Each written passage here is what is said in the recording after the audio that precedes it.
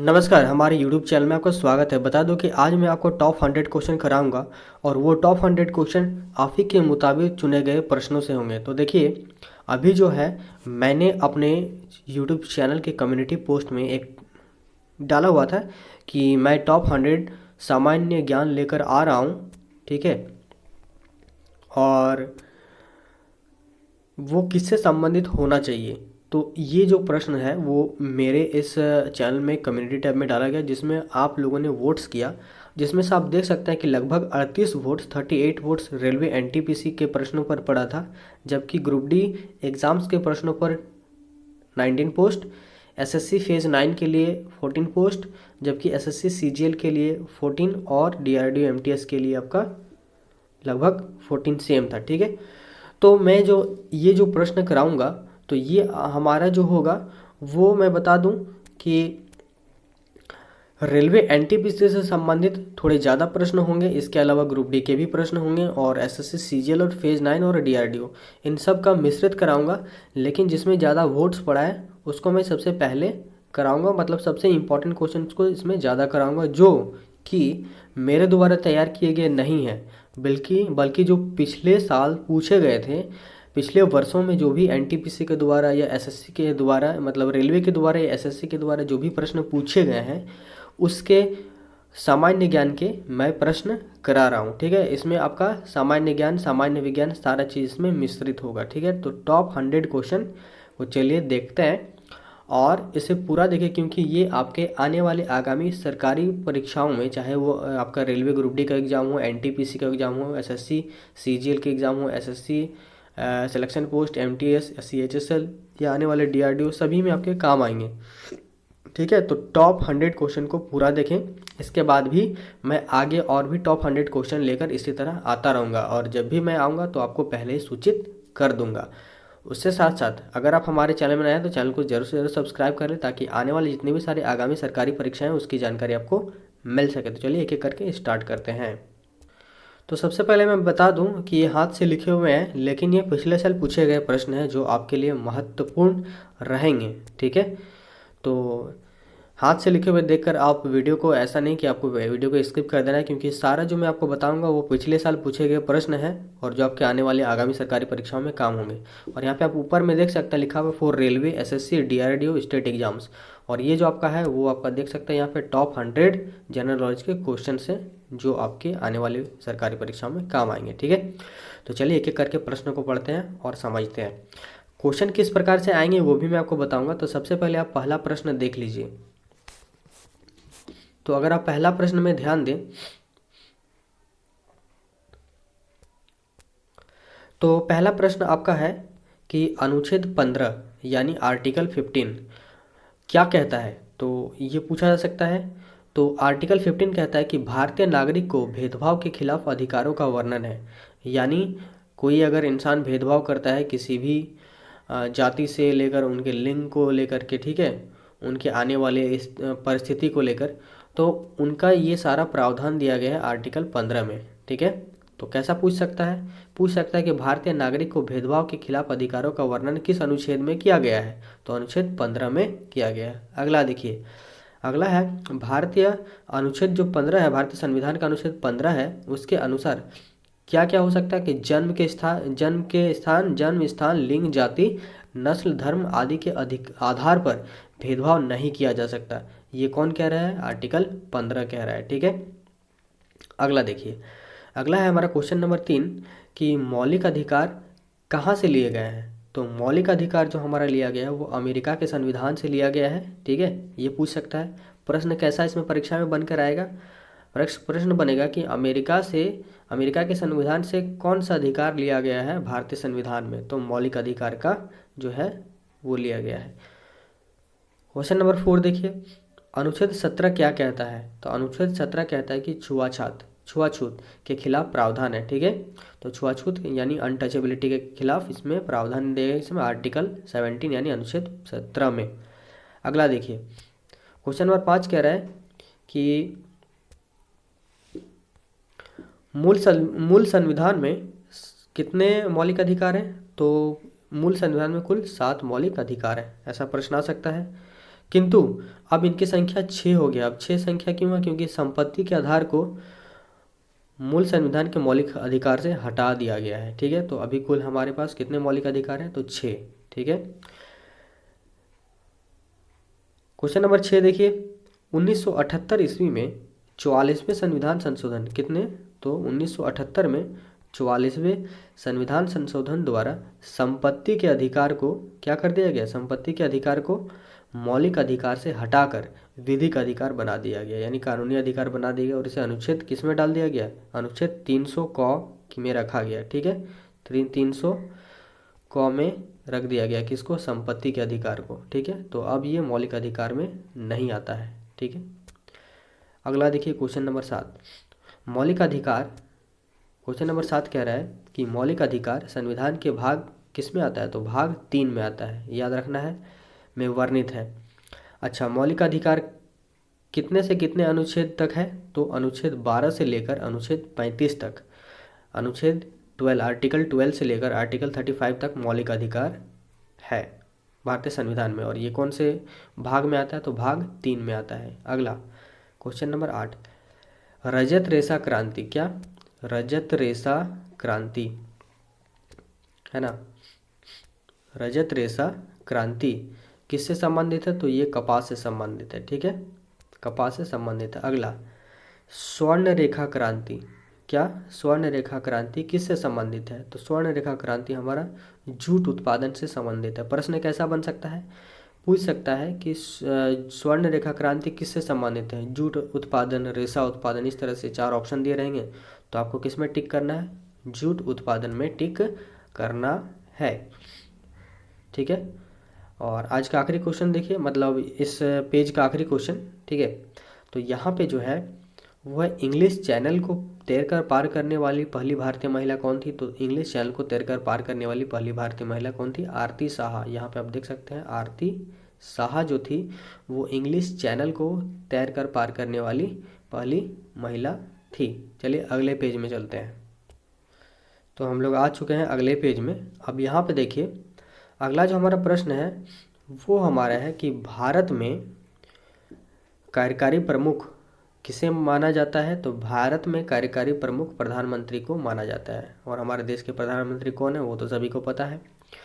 अगला अनुच्छेद 74 क्या कहता है? अनुच्छेद 74 जो है वो राष्ट्रपति सलाह हेतु मंत्रिपरिषद बनाया गया है, ये कहता है।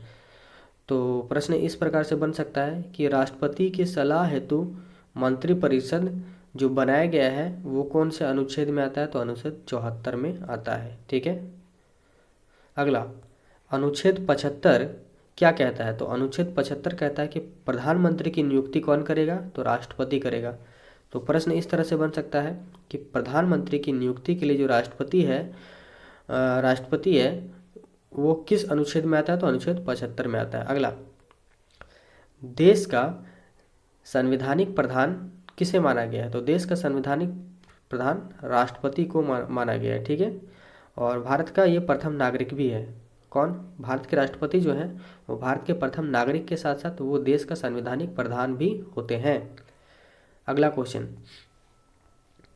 राज्य की कार्यपालिका का प्रमुख कौन होता है? तो राज्य की कार्यपालिका का प्रमुख हमारा राज्यपाल होता है, यानी किसी स्टेट का बात हो रहा है, ना कि पूरा देश का।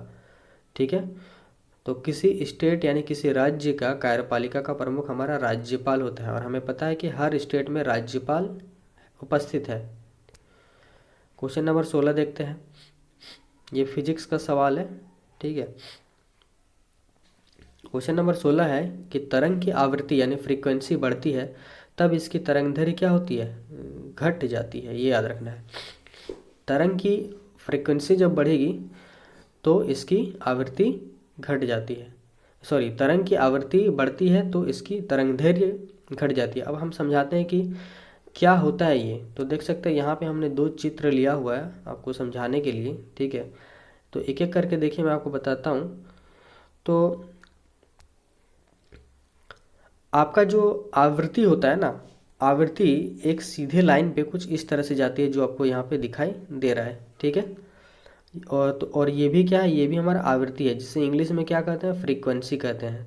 तो आप देख सकते हैं कि कौन सा, और यहाँ से यहाँ तक 1 सेकंड में, और इधर भी यहाँ से यहाँ तक 1 सेकंड में।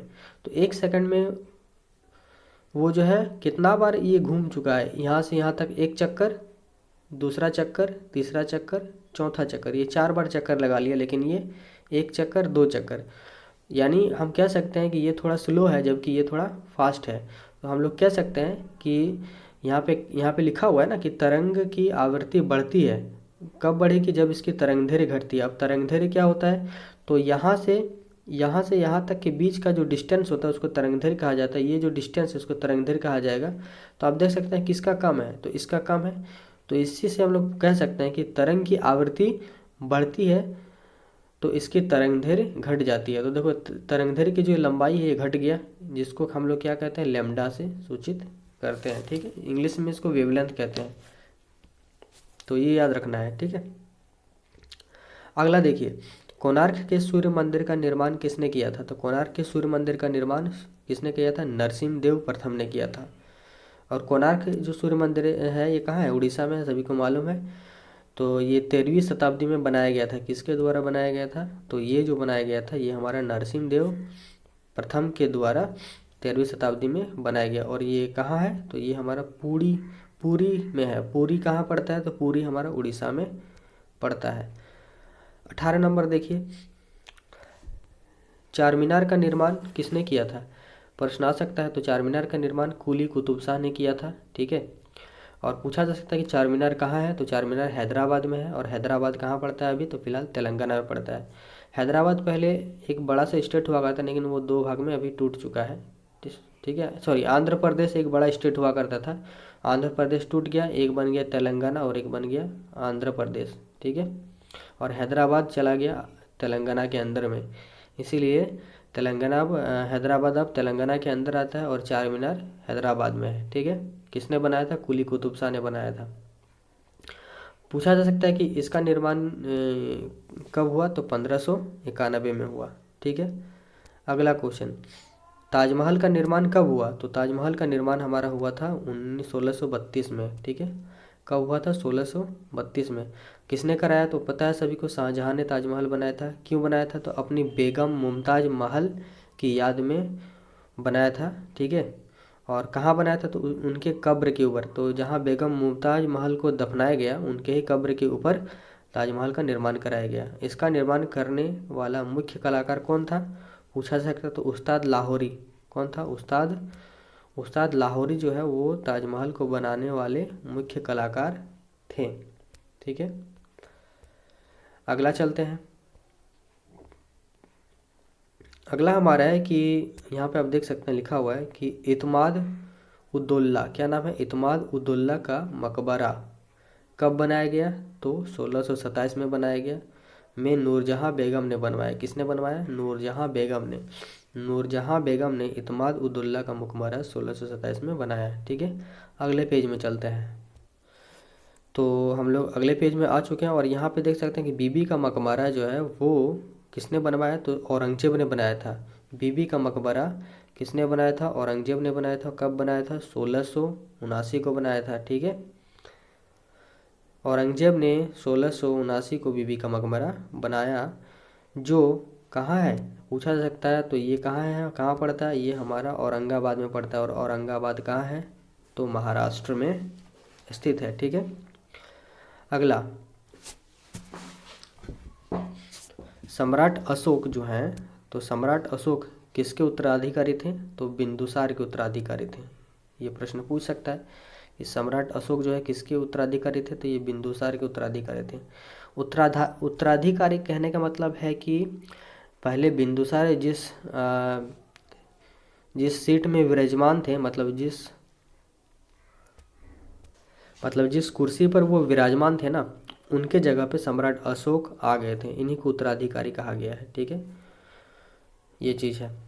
अगला देखिए, मौर्य वंश का संस्थापक कौन था? तो मौर्य वंश का संस्थापक हमारा था चंद्रगुप्त मौर्य। चंद्रगुप्त मौर्य जो थे वो मौर्य वंश के संस्थापक थे।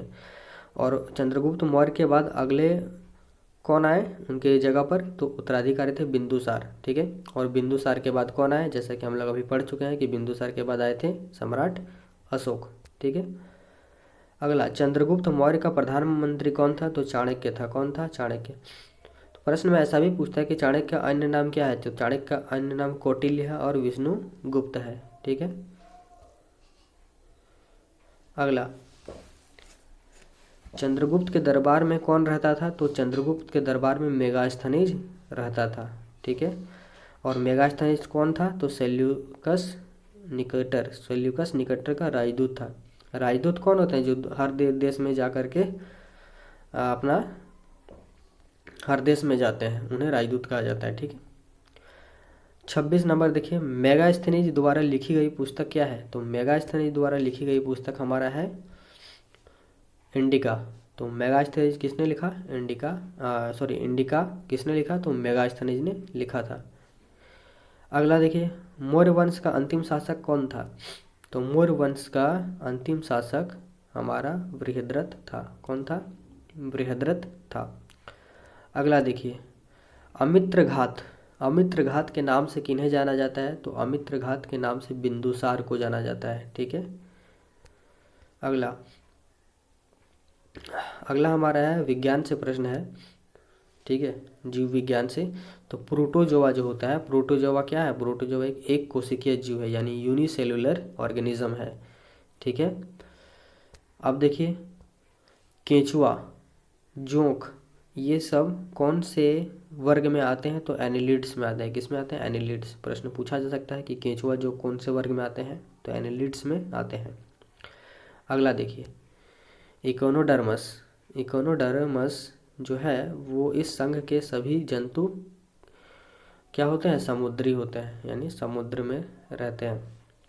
अगला, पेनिसिलिन। पेनिसिलिन का आविष्कार किसने किया? तो अलेक्जेंडर फ्लेमिंग ने किया था। किसने किया था? अलेक्जेंडर फ्लेमिंग ने। ठीक है। तो पेनिसिलिन जो होता है वो टीका है शायद, जो मधुमेह में यानी डायबिटीज़ जिनका होता है उनको दिया जाता है। अच्छा, अगला देखिए, इसमें पेनिसिलिन नामक प्रतिजैविक पेनिसिलियम नामक कवक से प्राप्त किया जाता है। तो किससे? कवक से प्राप्त किया जाता है। ठीक है। अगला, ग्राम बेल ने टेलीफोन का आविष्कार किया। तो प्रश्न पूछ सकता है कि टेलीफोन का आविष्कार किसने किया? तो ग्राहम बेल ने किया था। यहाँ हम देख सकते हैं ग्राहम बेल ने टेलीफोन का आविष्कार किया था। अगला हमारा प्रश्न है कि जीवाणु की खोज किसने की? जीवाणु की खोज किसने की? तो ल्यूवेन हॉक ने किया था जीवाणु की खोज। और पूछ सकता है कि जीवाणु की खोज जो हुई वो कब हुई? तो 1683 में हुई थी। ठीक है। अगला देखिए, अगला हमारा है कि विषाणु यानी वायरस। जीवाणु को अंग्रेजी में बैक्टीरिया कहा जाता है और विषाणु को अंग्रेजी में वायरस कहा जाता है। तो वायरस की खोज कब हुई? तो 1692 में हुई। और ये किसने किया? इवान विस्की ने किया। इवान विस्की ने जो है वो किया था। किसकी खोज किया था? तो विषाणु की खोज किया था। अगला देखिए, भारतीय संविधान में पहली बार संशोधन कब हुआ? तो भारतीय संविधान में पहली बार संशोधन हुआ था 1951 में। ठीक है। अगला, भारतीय संविधान को 26 जनवरी 1950 को पूर्ण रूप से लागू किया गया था। तो प्रश्न पूछ सकता है कि भारतीय संविधान को पूरे भारतवर्ष में कब लागू किया गया? तो आप बोल सकते हैं 26 जनवरी 1950 को लागू किया गया। अगला देखिए, संविधान सभा की अंतिम बैठक। संविधान सभा की अंतिम बैठक कब हुई? तो आप कह सकते हैं 24 जनवरी 1950 को संविधान सभा की अंतिम बैठक हुई थी। ठीक है। अगला, संविधान संशोधन की प्रक्रिया का प्रावधान कहाँ से लिया गया? तो संविधान में अगर किसी प्रकार का संशोधन करना हो तो उसका प्रावधान कहाँ से लिया गया है?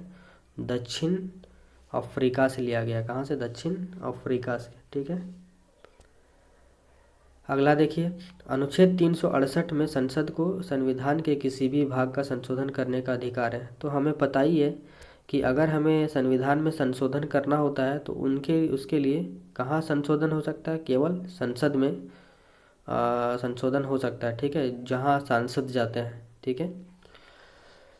तो यहाँ पे संविधान को संशोधित करने के लिए कौन सा अनुच्छेद है? तो 368 यानी 368, आर्टिकल 368 के तहत संविधान के किसी भी भाग को संशोधित किया जा सकता है। अगला, अगला हमारा है कि कुचिपुड़ी नृत्य शैली, कौन सा नृत्य शैली? कुचिपुड़ी नृत्य शैली का प्रारंभ भारत में कहाँ हुआ? तो प्रारंभ जो हुआ था भारत में वो आंध्र प्रदेश राज्य में हुआ था। कहाँ हुआ था? आंध्र प्रदेश राज्य में इसका प्रारंभ हुआ था, आंध्र प्रदेश राज्य में। ठीक है, अगला देखिए, कुचिपुड़ी जो है वो आंध्र प्रदेश का शास्त्रीय नृत्य है। पूछा जा सकता है कि आंध्र प्रदेश का ये किस प्रकार का नृत्य है? तो ये हमारा शास्त्रीय नृत्य है। ठीक है, अगला देखिए, लावनी। ठीक है, क्या नाम है? लावनी, तमाशा और मोनी महाराष्ट्र। लावनी, तमाशा और मोनी महाराष्ट्र का मोनी। ठीक है, देखिए फिर से मैं बताता हूँ, लावनी, तमाशा और मोनी, ये तीन कहाँ का लोक नृत्य है? पूछा जा सकता है। तो ये हमारा महाराष्ट्र का लोक नृत्य है। ठीक है, अगला देखिए, भरतनाट्यम शास्त्रीय लोक नृत्य कहाँ से संबंधित है? तो यहाँ पे लिखा हुआ भरतनाट्यम शास्त्रीय लोक नृत्य कहाँ से संबंधित है? तो ये हमारा तमिलनाडु से संबंधित है भरतनाट्यम। ठीक है, अगला देख लेते हैं। तो अगला हमारा जो है संयुक्त पाणिग्राही। देखिए यहाँ लिखा हुआ है संयुक्त पाणिग्राही का संबंध किस राज्य से है? तो ये ओडिशा राज्य से है और ये ओडिशा का लोक नृत्य है। क्या? संयुक्त पाणिग्राही। ठीक है, अगला देखते हैं, दामोदर नदी को कहाँ का शोक कहा जाता है? तो दामोदर नदी जो है हमारा ये बंगाल का शोक कहलाता है। ठीक है, सोरो ऑफ बंगाल। ठीक है, अच्छा अगला देखिए, दामोदर नदी का उद्गम स्थल कहाँ है? यहाँ पूछा जा सकता है कि दामोदर नदी जो है उसका उद्गम स्थल कहाँ है? तो ये लातेहार जिला, और लातेहार कहाँ पड़ता है? झारखंड में। लातेहार जिला जो है दामोदर नदी का उद्गम स्थल है, और यहाँ पे लिखा हुआ है कि लातेहार जिला का जो टोरी क्षेत्र है, एक क्षेत्र है जिसका नाम है टोरी। ठीक है, टोरी क्षेत्र का छोटा नागपुर का पठार, कौन सा? छोटा नागपुर का पठार जो है वही दामोदर नदी का उद्गम स्थल है। ठीक है, अगला देखिए, बर्मो बांध, कौन सा बांध? बर्मो बांध, यहाँ देख सकते हैं। अय्यर, अय्यर बांध। ठीक है, बर्मो बांध, अय्यर बांध, तेनूघाट बांध। ठीक है, तेनूघाट बांध का निर्माण जो हुआ है वो किस नदी पर हुआ है? तो ये हमारा दामोदर नदी पर हुआ है, याद रहेगा। बर्मो बांध, अय्यर बांध और तेनूघाट बांध का निर्माण कहाँ हुआ है? दामोदर नदी पर हुआ है। अगला 50 नंबर, भारत की प्रथम बहुउद्देश्य नदी घाटी परियोजना कौन से नदी पर है? तो दामोदर नदी पर है। ठीक है, अच्छा पूछा जा सकता है दामोदर नदी की स्थापना तो 1948 में हुई। अगला, हुगली नदी का उद्गम कहाँ है? तो हुगली नदी कहाँ से निकलती है? तो गंगा नदी से निकलती है। अच्छा अगला देखिए, ब्रह्मपुत्र नदी का उद्गम स्थल कहाँ है? तो ब्रह्मपुत्र नदी जो है हमारा, ये हमारा तिब्बत से निकलती है। तिब्बत में मानसरोवर झील है जहाँ से ब्रह्मपुत्र नदी निकलती है, और इससे तिब्बत में क्या कहा जाता है? तिब्बत में इसे सापू कहा जाता है, जबकि असम में इसको दिहांग कहा जाता है। ठीक है, पूछा जा सकता है कि बंगाल देश में यानी बांग्लादेश में ब्रह्मपुत्र नदी को कौन से नाम से जाना जाता है? तो बांग्लादेश में ब्रह्मपुत्र नदी को यमुना के नाम से जाना जाता है। ठीक है, अगला, भागीरथी और अलकनंदा नदियाँ जब मिलती हैं तो किसका निर्माण होता है? तो भागीरथी नदी और अलकनंदा नदी जब मिलती है तो गंगा नदी का निर्माण होता है। ठीक है, अगला, ये सारा जो मैं बता रहा हूँ वो पिछले साल पूछे गए प्रश्न है। ठीक है, प्रीवियस ईयर क्वेश्चन आंसर है। ठीक है, जो आपके आगामी परीक्षाओं में काम आएंगे। ठीक है, अगला देखिए, क्वेश्चन नंबर 55, थर्मोस्कोप जो है उसका आविष्कार किसने किया?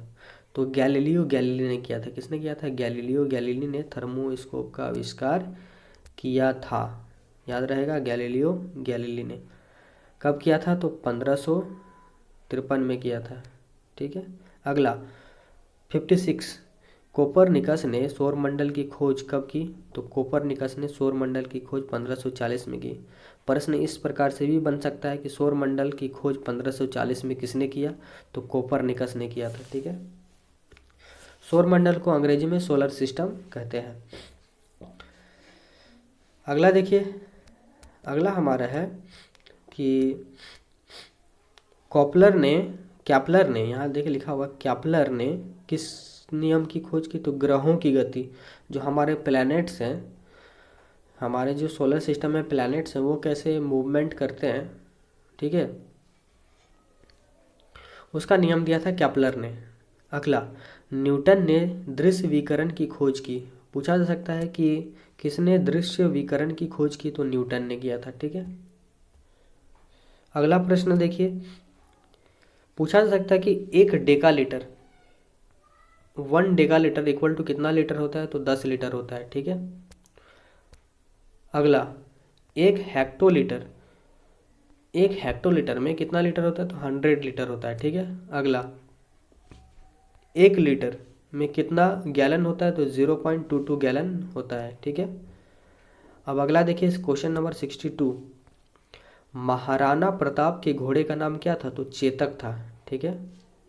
अगला, क्वेश्चन नंबर 63, हल्दी घाटी का युद्ध कब हुआ? तो हल्दी घाटी का युद्ध हुआ था 1576 में। अच्छा, पूछा जा सकता है कि हल्दी घाटी में किनके बीच युद्ध हुआ था? तो महाराणा प्रताप और अकबर के बीच युद्ध हुआ था। किनके बीच? महाराणा प्रताप और अकबर के बीच युद्ध हुआ था, जिसमें किसकी हार हुई? तो महाराणा प्रताप की हार हो गई थी। अगला, महाराणा प्रताप कहाँ के शासक थे? तो महाराणा प्रताप जो थे वो मेवाड़ के शासक थे। मेवाड़ यानी राजस्थान में पड़ता है। ठीक है। अगला, रॉलेट एक्ट, कौन सा एक्ट? रॉलेट एक्ट कब पारित किया गया? तो रॉलेट एक्ट आपका 1919 में पारित किया गया था। कब? 1919 में इसको पारित किया गया था। अगला, क्वेश्चन नंबर 66, लॉर्ड चेम्सफोर्ड के शासनकाल में कौन सा एक्ट पारित हुआ? तो रॉलेट एक्ट पारित हुआ। ठीक है। पूछा जा सकता है कि रॉलेट एक्ट किसके शासनकाल में पारित हुआ था? तो हमारा रॉलेट एक्ट जो है वो लॉर्ड चेम्सफोर्ड के शासनकाल में पारित हुआ था। और इसमें ये चीज़ पूछा जा सकता है कि कब पारित हुआ? तो ये हमारा पारित हुआ था 19 मार्च 1919 को पारित हुआ था। ठीक है। अब देखिए, एक घास का मैदान पाया जाता है ऑस्ट्रेलिया में, तो पूछा जा सकता है कि जो ऑस्ट्रेलिया में घास का मैदान पाया जाता है उसको क्या कहा जाता है? तो उसको डाउन्स कहा जाता है। ठीक है। यानी डाउन्स घास का मैदान कहाँ पाया जाता है? तो ऑस्ट्रेलिया में पाया जाता है। अगला देखिए, अमृतसर में जो जालियांवाला बाग हत्याकांड हुआ वो कब हुआ था? तो 13 अप्रैल 1919 को अमृतसर में जालियांवाला बाग हत्याकांड हुआ था। ठीक है। अगला, कांग्रेस का जो लखनऊ अधिवेशन हुआ था वो कौन से साल में हुआ था? तो 1916 में हुआ था। कांग्रेस का लखनऊ अधिवेशन जो हुआ वो 1916 में हुआ था। ठीक है। अगला देखिए, क्वेश्चन नंबर 70, चंद्रमा का एक चक्कर लगाने वाला पहला उपग्रह कौन था? तो चंद्रमा का एक चक्कर लगाने वाला पहला उपग्रह था लूना 10 यानी लूना 10। ठीक है।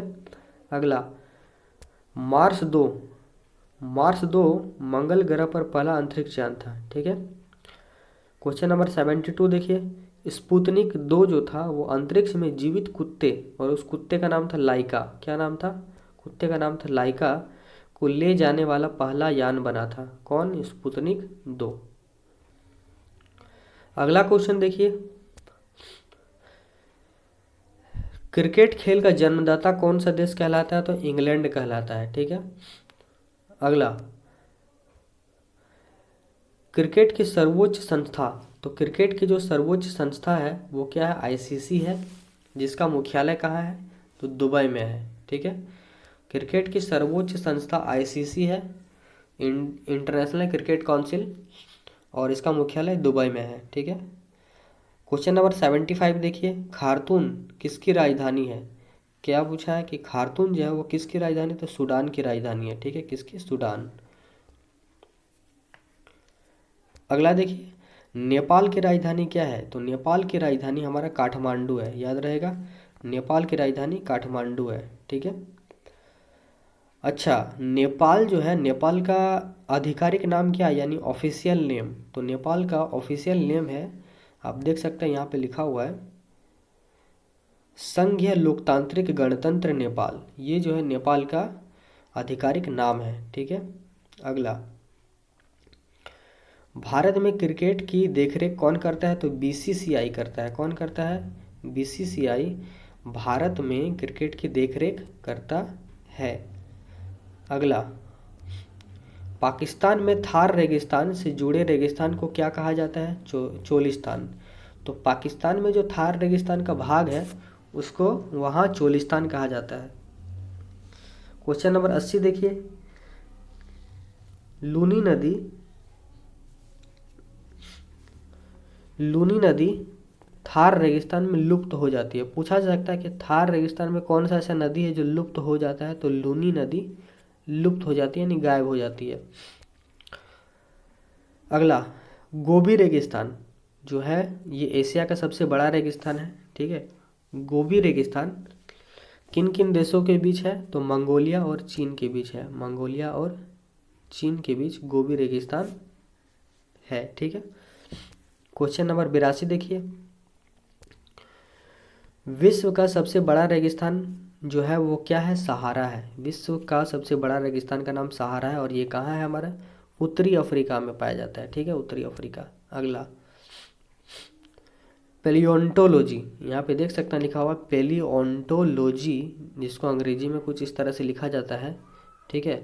तो पेलियोंटोलॉजी क्या चीज़ है? तो वो जो है ना, वो प्राचीन काल के जानवरों, प्राचीन काल मतलब बहुत पहले के इतिहास में जब थे, तो प्राचीन काल के जानवरों, पौधों और अन्य जीवों के संरक्षित अवशेषों को, मतलब जो भी बचे खुचे चीज़ थे जो मिट्टी में दब गए थे, या उनके चिन्हों का जो अध्ययन किया जाता है ना, उस अध्ययन के विज्ञान को ही हमारा पेलियोंटोलॉजी कहा जाता है। ठीक है। क्वेश्चन नंबर 84 देखिए, पुरातत्व विज्ञान, जिसको अंग्रेजी में आर्कियोलॉजी कहते हैं, तो पुरातत्व विज्ञान किससे संबंधित है? तो ये पुरातत्व से संबंधित है, पुरातत्व संबंधी विज्ञान की शाखा है। ठीक है। 85 देखिए, रेशम कीड़ों का पालन क्या कहलाता है? तो हमारा रेशम कीड़ों का पालन जो कहलाता है वो सेरीकल्चर कहा जाता है। क्या कहा जाता है? सेरीकल्चर। ठीक है। अगला, हाइप्नोलॉजी, यहाँ लिखा हुआ देखिए, हाइप्नोलॉजी किसका अध्ययन कहलाता है? तो नींद का अध्ययन जो होता है ना, नींद का अध्ययन को हाइप्नोलॉजी कहा जाता है। अच्छा, अगला, मीथेन गैस जो है हमारा, मीथेन गैस को और कौन से नाम से जाना जाता है? तो मीथेन गैस को और हमारा मार्स गैस के नाम से जाना जाता है, मार्स गैस। ठीक है।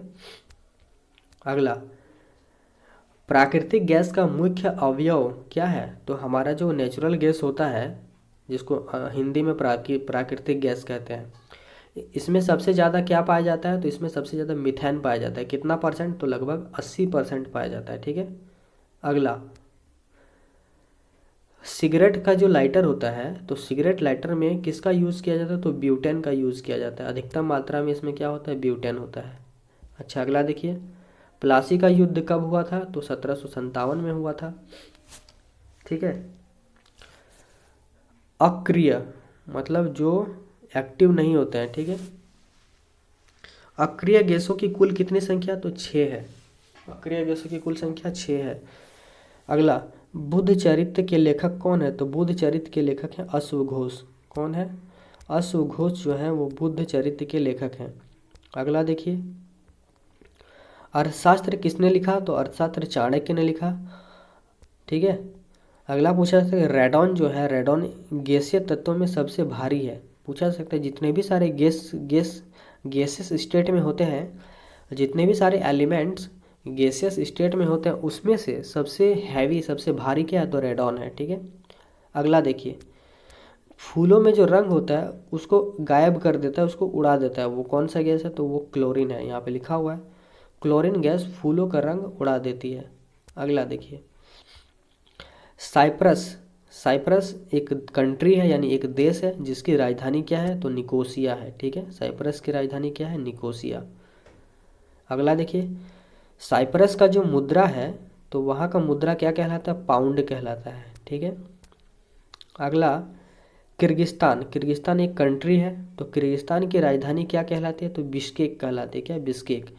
और पूछा जा सकता है कि वहाँ का मुद्रा क्या है ना। पूछा जा सकता है कि किर्गिस्तान जो है वहाँ का मुद्रा क्या है, तो उसको सोम कहते हैं। क्या कहते हैं, सोम। अगला, पोलैंड की राजधानी क्या है, पूछा सकता है। पोलैंड की राजधानी हमारा वारसा है। ठीक है, और पूछा जा सकता है कि सरयू नदी जो है हमारा, यहाँ पे आप देख सकते हैं, तो सरयू नदी कहाँ से निकलती है, तो ये कुमाऊँ से निकलती है। कहाँ से, कुमाऊँ से निकलती है। ठीक है, और अंत में आप यहाँ पे देख सकते हैं हमारे यहाँ पे चैनल का नाम है, हमारा चैनल क्या है, एग्जामिनियर नोटी बॉक्स। ठीक है, ये आप देख सकते हैं, एग्जामिनियर नोटी बॉक्स। तो यहाँ पे आपको जितने भी सारे आगामी सरकारी परीक्षाएं होती हैं, चाहे वो एसएससी से जुड़ी हुई हो, रेलवे से जुड़ी हुई हो, बैंकिंग से जुड़ी हुई हो, डीआरडीओ से जुड़ी हुई हो, यूपीएससी से जुड़ी हुई हो, या अन्य किसी भी स्टेट लेवल की पीसीएस एग्ज़ाम्स हो, या कोई भी स्टेट लेवल की एग्ज़ाम हो, सभी की जानकारी हमारे चैनल एग्जामिनर नोटी बॉक्स की ओर से दी जाती है। तो हमारे चैनल को ज़रूर से ज़रूर सब्सक्राइब कर लें, और सब्सक्राइब करने के बाद बेल आइकन को प्रेस कर दें, ताकि आने वाले जितने भी सारे आगामी सरकारी परीक्षाओं के नोटिफिकेशन होंगे वो आपको मिल सकेंगे।